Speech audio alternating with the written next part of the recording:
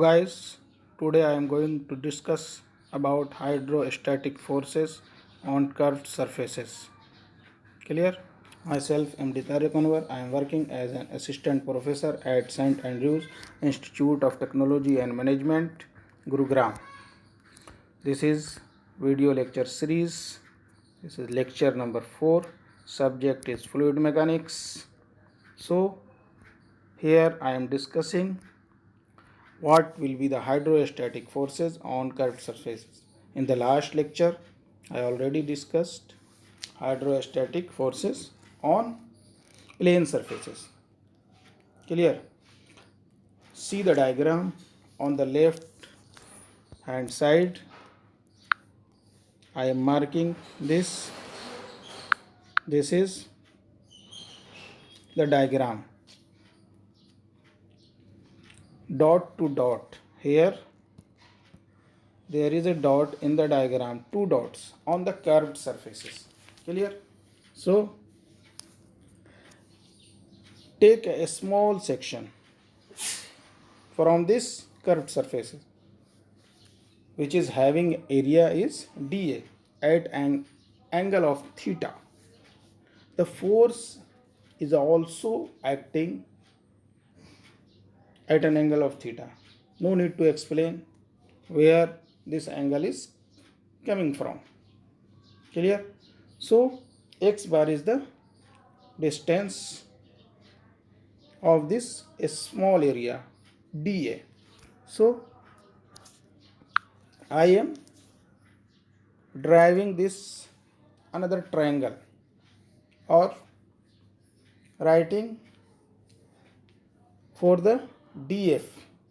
dF is the force which is acting at an angle of theta. So horizontal force will be dF sin theta and vertical force will be dF cos theta. Similar is the case for dA. dA is the area of a smaller section which I have taken at an angle of theta. So horizontal area will be dA cos theta, vertical area will be dA sin theta. So you all know that pressure will be P equal to rho Gx. X is the height from the free surface of the water. Here dF is the small force. You all know that F is equal to P into dA because P is the pressure, F upon A, force upon area is the pressure. So we can write value of dF P into dA. The value of P rho Gx, putting the value in this equation of dF will be rho Gx into dA. So horizontal force on this curved surface value will be dF sin theta. See the triangle in the above diagram. So final force will be dF in the suffix h, which is representing horizontal. So value of dF rho Gx dA and sin theta. So you can see in the rectangular block which is red in color dA sin theta. So this is the vertical projection area of the curved surface. What is projection? Means I have taken an object and projecting on a vertical wall or applying a torch on and focusing the diagram on the vertical plane. This is vertical projection. So here from the curved surfaces I am projecting these surfaces on the vertical plane. Clear? So very important point is horizontal component of force on the curved surfaces is equal to hydrostatic force on vertical projection area. Next point is this force acts at the center of pressure of corresponding area. Clear? This is the horizontal component of force. There are two types of forces in case of curved surfaces. One is vertical force and another one is horizontal force. I have already discussed horizontal force from where it is coming. Now I am discussing here vertical force on the same curved surfaces which I have taken, that is area dA. Clear? Vertical component of force on this small area will be total area on the above of the smaller area dA, means total water which is exerting on that smaller area dA. Clear? It will give you vertical force. See the definition: vertical component of force on curved surfaces is equal to weight of the fluid contained by the curved surfaces taken up to the free surface of liquid. Means that from bottom to top, plate or something curved, semicircular plate, cylindrical plate, what will be the type of plate? Means that placing a curved plate in the water and projecting from bottom to top. Clear? So it will give you the vertical component of force. Clear? Up to the surface of liquid, and this weight will act at the center of gravity of corresponding weight. See the diagram here. I have drawn. Clear? This is the diagram.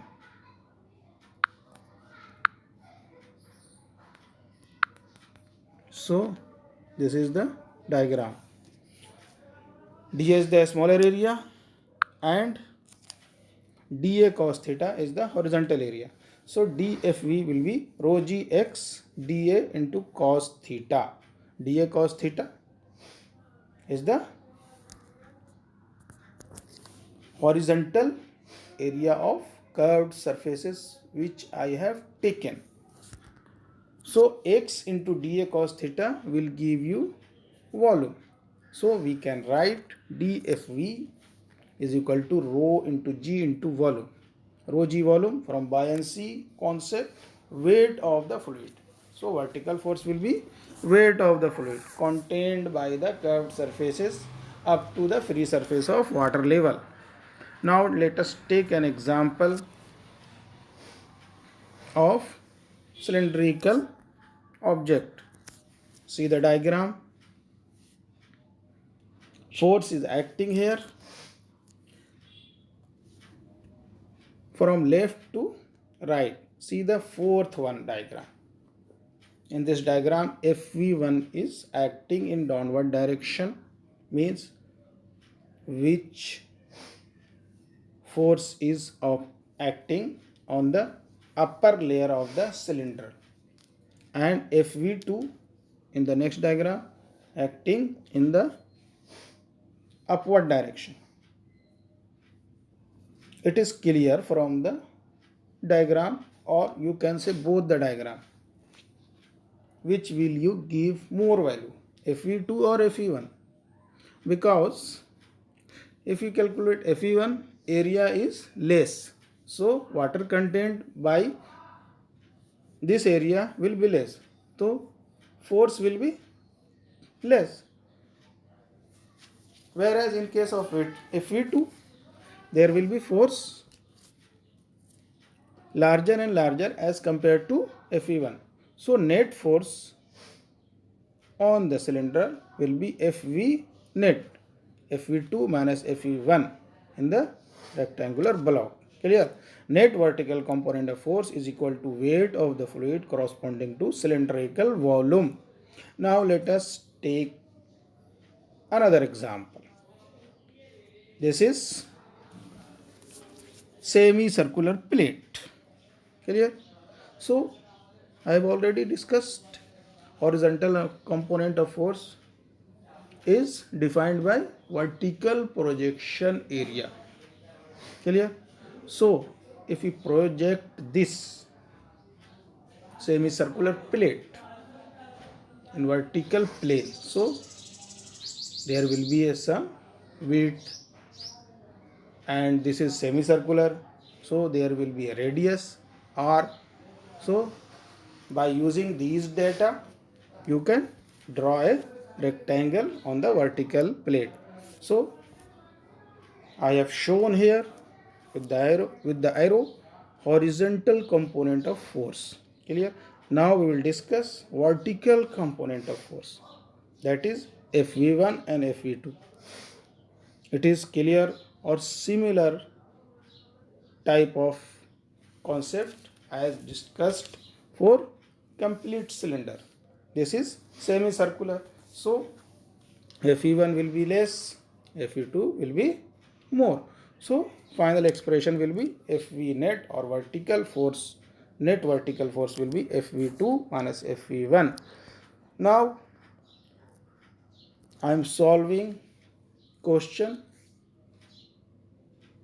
on this concept. So read the question first and see thoroughly so that concept will be more clear. Clear? Find the horizontal and vertical component of hydrostatic force on semicircular gate having width V. See the diagram first. Clear? It is similar to the case which I have already discussed in the last page. Clear? So distance or width of the semicircular gate is B. This is the semicircle, so there will be a radius. So total height of this semicircle will be 2r. So horizontal component of force will be width is B and height is 2r. Clear?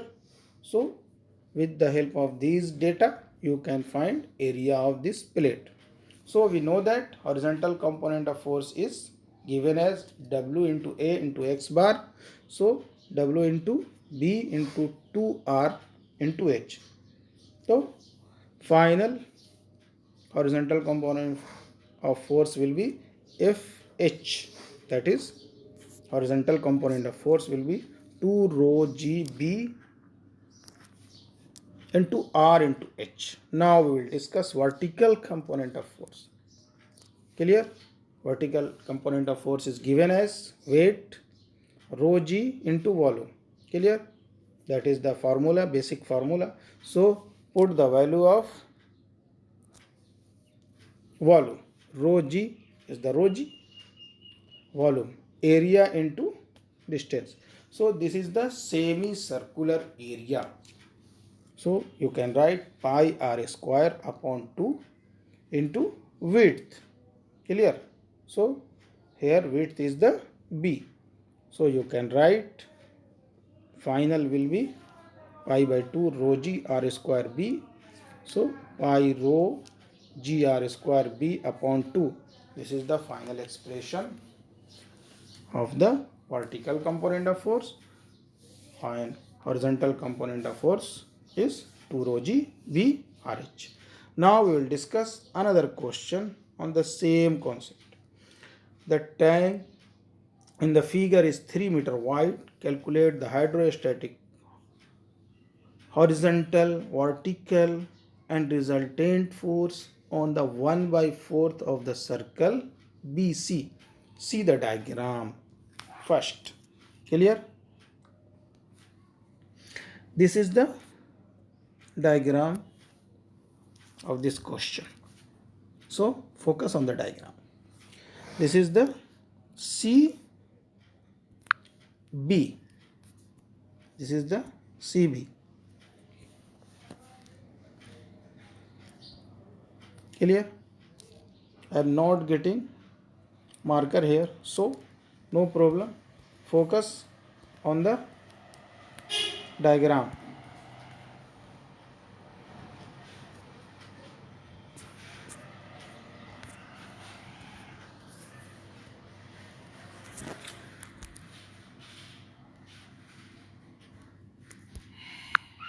Clear? So this is the diagram. There is a CB.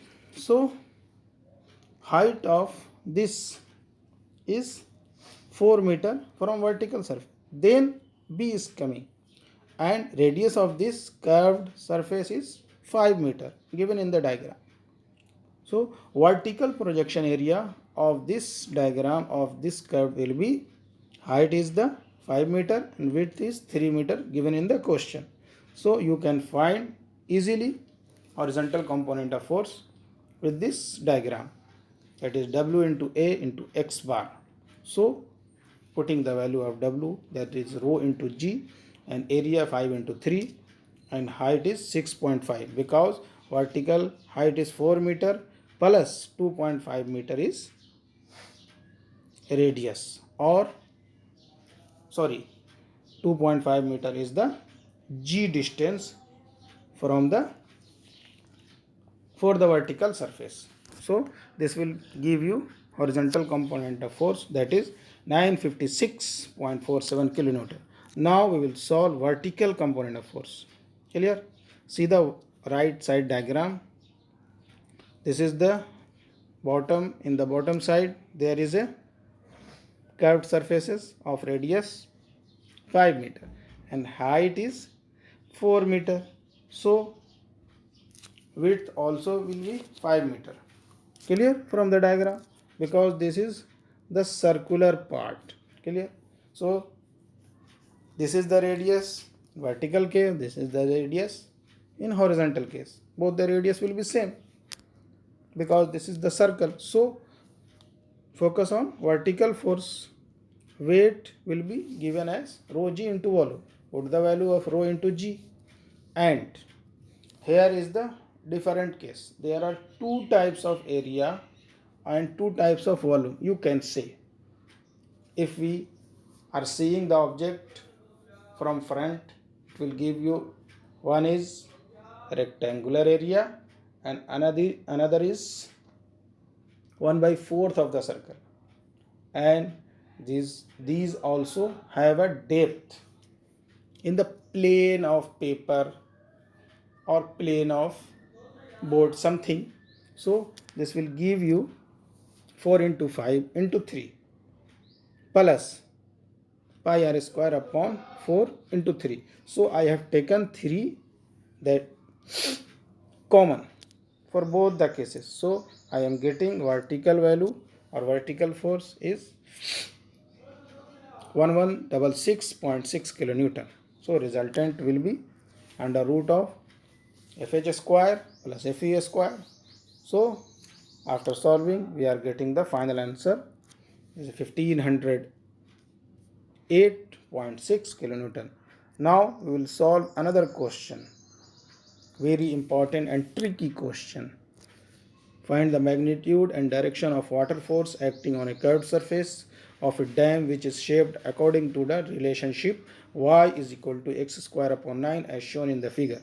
The height of the water retained by the dam is 10 meter. Take width as 1 meter. So focus on the diagram. Here curve is given by the relation y is equal to x square upon 9. Height of this 10 meter. See the diagram? This is the x axis, this is the y axis. Clear? So vertical projection area will be 10 into 1 because width is 1 meter. So 10 into 1. X bar will be 5 meter, that is from top to G. Therefore FH will be W into AX bar. After solving the data, calculating it, we are getting, this is the 490.5 kilonewton. Now we will discuss what will be the vertical force. For vertical force, you have to calculate area, then volume for the particular curved surfaces. But here value is not given in the form of radius. So I have taken a small strip x distance horizontally and dy distance, which is